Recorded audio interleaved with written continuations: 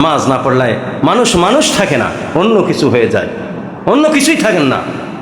আপনি উচ্ছিষ্টতে পরিণত হয়ে যান, ময়লা আবর্জনায় আপনি পরিণত হয়ে যান, অথচ আপনি দেখতে মানুষের মতো।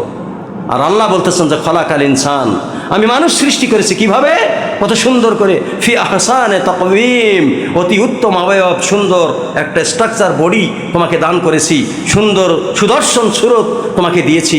একবার দেখলে দেখেন, একজন পুরুষ একটা সুন্দরী রমণীর দিকে, আমার বাবা যখন আমার মাকে বিবাহ করে নিয়ে ঘরে নিয়ে আসছে, বারবার আমার মা তখন যুবক বয়স ছিল, বারবার আমার মায়ের দিকে তাকাচ্ছে কিনা?